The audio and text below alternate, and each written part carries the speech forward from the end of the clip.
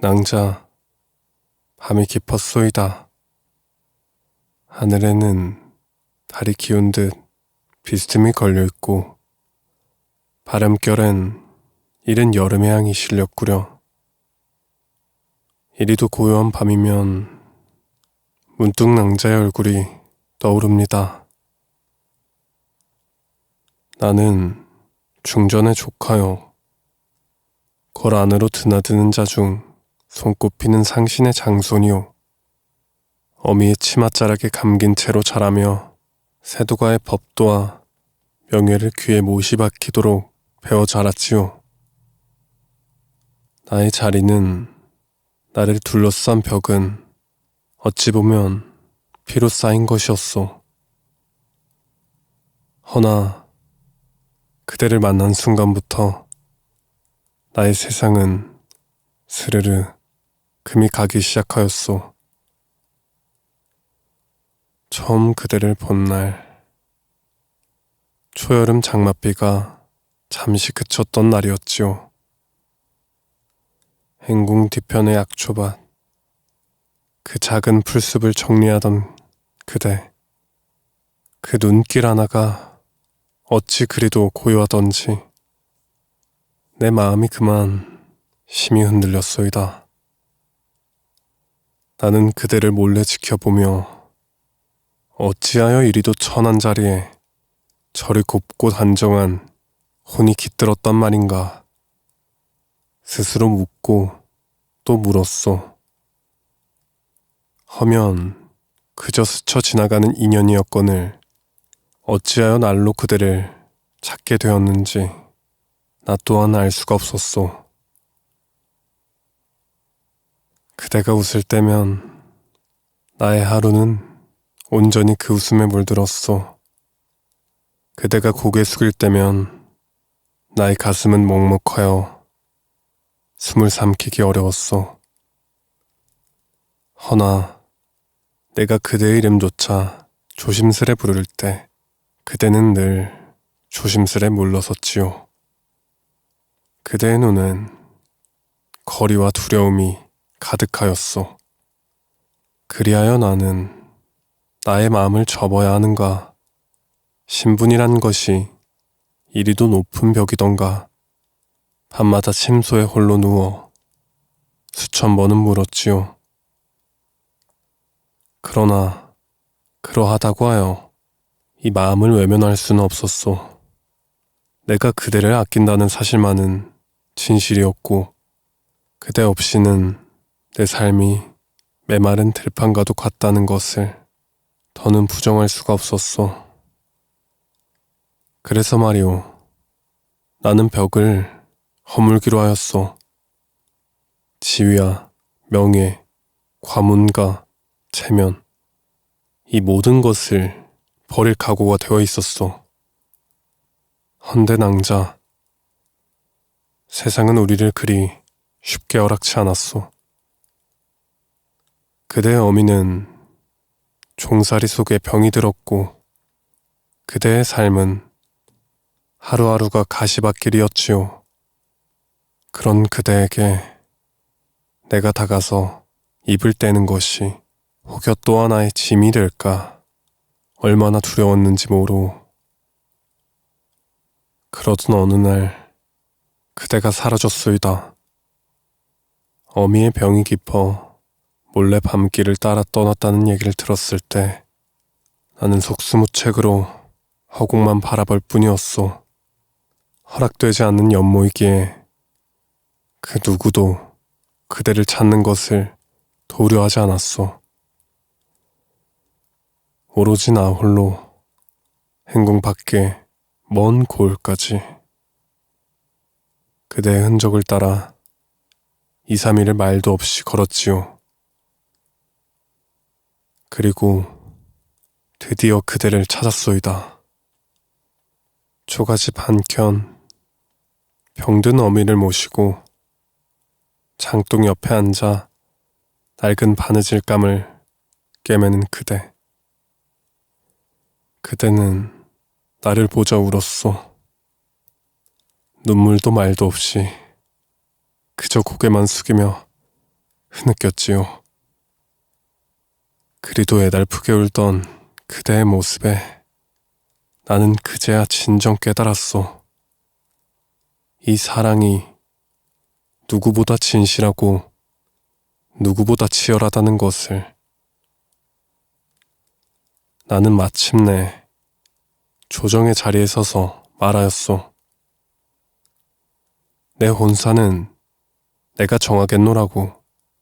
가문도 명예도 나를 막지 못하였소. 중전마마께서 분노하셨고 아버님께서는 인연을 끊으시겠노라 하셨지요. 허나 나는 물러서지 않았소. 그대의 손을 잡고 살 밤낮을 꾸러 청하였소. 이 여인은 나의 생이요. 이 손을 놓고 사느니 차라리 벼슬도 삶도 버리겠소. 그렇게 우리는 마침내 세상의 풍파를 딛고 서로를 지켜냈소이다. 나는 깨달았소.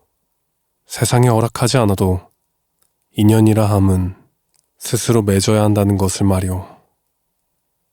허나 낭자, 우리가 사랑을 택하였다고 하여 고난이 그치진 않았소.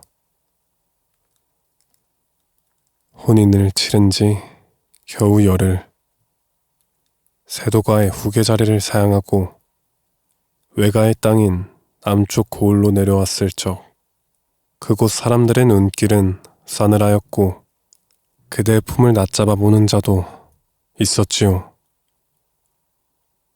천한 종이 대감댁 도련을 사로잡았단 말이냐? 도련이 눈이 멀어 족보를 더럽혔다 하지 않더냐? 이런 말들이 바람결에 실려 귀를 찌르듯 스쳤소. 나는 분하였소이다. 그대는 나보다 마음이 깊고 말은 적으나 진실한 이인데 사람들이 이름 아닌 신분만을 보고 혀를 차니 내 속이 타들어가는 것 같았지요. 그러나 낭자는 그 어떤 날에도 화내지 않았소. 아침이면 일찍 일어나 집안 곳곳을 살피고 이웃이 병에 들면 가장 먼저 달려갔고 행인에게 물 한 그릇을 나누며도 정갈한 웃음을 잊지 않았소. 그대의 손은 수없이 메마른 이들의 등을 쓰다듬었고 그 미소는 내가 이루지 못한 인정을 만들어냈소. 그렇게 서서히 마을 사람들의 시선이 바뀌기 시작하였소. 처음엔 수군거리며 뒷걸음치던 이들이 이젠 담장 너머로 장독을 건네고 우리가 머무는 집 마당에 봄이면 꽃씨를 뿌리기 시작하였지요. 낭자, 나는 그대가 세상을 바꾸는 법을 배웠소. 힘으로 누르지 않고 권세로 지배하지 않고 그저 마음을 다해 살아내는 것. 하지만 고요한 날들은 오래 이어지지 않았소이다. 그해 가을, 중전마마께서 병원에 드시고 궁중에서 내가 다시 돌아오기를 청하였소. 왕실의 서책을 정리하고 세자저하를 보필하라는 명이 내려졌지요. 나는 흔들렸소. 그대를 두고 다시 궁으로 들어가야 한다는 것이 허락되지 않는 고통처럼 다가왔지요.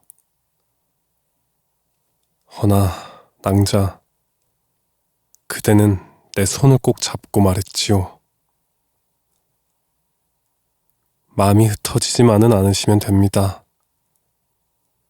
제가 여기 기다릴 것이오니 돌연 부디 뜻을 꺾지 마십시오. 그 말이 마치 장막 끝에 무지개 같았소이다. 나는 마음을 굳게 다잡고 다시 북쪽으로 향하였소. 세월이 흐르는 동안 그대는 여전히 그 집에 머물며 이웃과 울고 웃고 내게 긴 편지를 보내주셨지요. 달이 두세 차례 차고 기운 후 나는 비로소 중전의 마지막 숨을 지키며 그분께 간청하였소. 마마, 제가 사랑하는 여인은 세상의 눈으로 보면 낮을지 모르나 제 눈에는 그 누구보다 높으신 분이 옵니다. 중전은 고요한 눈길로 나를 보시며 손을 들어 마지막으로 나의 이마를 짚으셨지요. 사랑을 지킨 자가 비로소 큰 그릇이니라. 그 여인을 내가 알지 못하나 내 너의 진심을 보았다. 그리하여 중전의 상이 지난 뒤 나는 다시금 모든 벼슬을 벗고 낭자 곁으로 돌아왔소. 낭자, 그대 머릿결에 다시 바람이 스며드는 것을 보며 나는 그저 숨을 깊게 쉬었습니다. 세상이 달라지진 않았소. 우리가 감내해야 할 시선도 여전히 존재하였지요. 허나 우리는 함께였소. 비바람이 몰아쳐도 손을 놓지 않았소.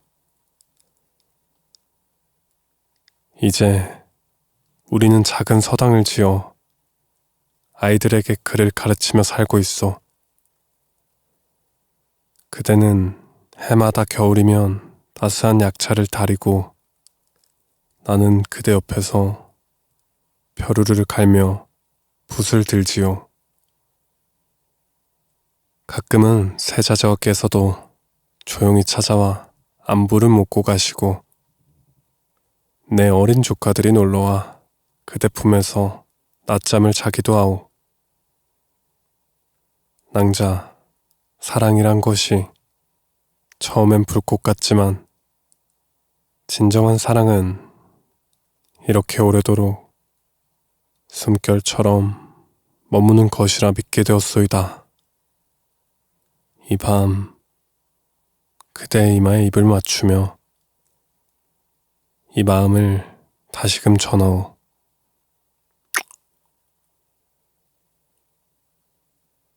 나는 그대를 처음 본 그날처럼 지금도 숨이 차오르도록 그대를 사랑하오. 내 인생이 다하는 날까지 이 마음 결코 시들지 않으리다. 그러니 낭자여, 부디 눈 감으시고 편히 쉬시오. 이 돌연 언제까지나 그대 곁에 있으리니.